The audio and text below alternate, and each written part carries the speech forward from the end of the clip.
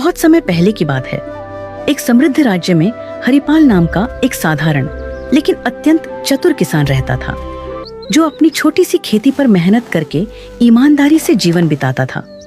वह दिखने में सामान्य था, पहनावे में सादा और बोलचाल में विनम्र, लेकिन उसके पास जीवन को समझने की गहरी बुद्धि थी। इसलिए गांव के लोग अपने झगड़े, फैसले और समस्याएं उसी से पूछते थे। उसी राज्य के राजा वीरसेन न्यायप्रिय और विद्वान थे, पर उनके मन में एक चिंता थी कि आजकल लोग केवल किताबों का ज्ञान दिखाते हैं, जबकि सच्ची बुद्धि बहुत कम लोगों में होती है। इसलिए उन्होंने यह निश्चय किया कि वह पूरे राज्य में सबसे चतुर व्यक्ति को खोजेंगे। राजा ने घोषणा करवाई कि जो व्यक्ति उनकी परीक्षा में सफल होगा, उसे सम्मान और पुरस्कार मिलेगा। बड़े बड़े विद्वान, व्यापारी और चालाक लोग राजधानी पहुंचे, पर हरिपाल शुरू में नहीं गया, क्योंकि उसे न इनाम का लालच था और न दरबार की चाह। लेकिन गांव वालों के आग्रह पर वह साधारण वस्त्र पहनकर राजा के सामने उपस्थित हुआ। राजा ने पहली परीक्षा में एक पत्थर और लकड़ी का टुकड़ा दिखाकर पूछा कि इनमें से अधिक उपयोगी क्या है। अधिकतर लोगों ने तुरंत उत्तर दिया, पर हरिपाल ने कहा कि उपयोग वस्तु में नहीं, परिस्थिति में होता है।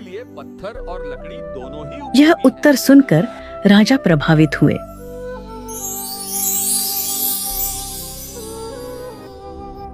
दूसरी परीक्षा में राजा ने पानी का घड़ा और सोने की थैली रखकर पूछा कि प्यासा मुसाफिर क्या चुनेगा।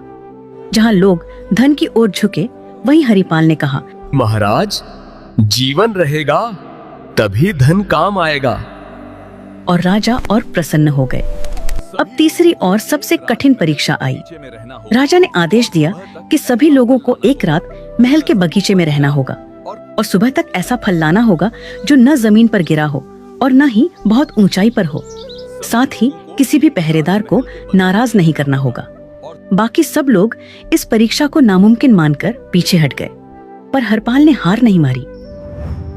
रात भर सोचने के बाद हरिपाल को समझ आया कि राजा ने यह नहीं कहा था कि फल केवल पेड़ से ही तोड़ा जाए, बल्कि यह कहा था कि फल न तो जमीन पर गिरा हो और न ही बहुत ऊंचाई पर हो।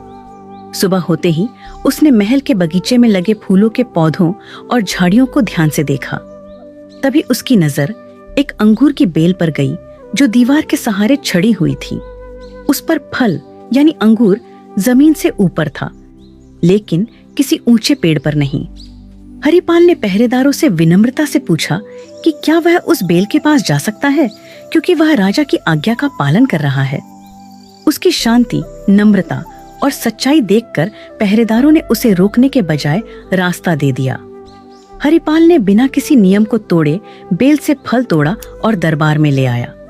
जब राजा ने उससे पूछा कि उसने यह कैसे किया, तो हरिपाल ने हाथ जोड़कर कहा कि सच्ची बुद्धि कठिन रास्ता चुनने में नहीं, बल्कि नियमों को समझकर सही और सरल मार्ग ढूंढने में होती है।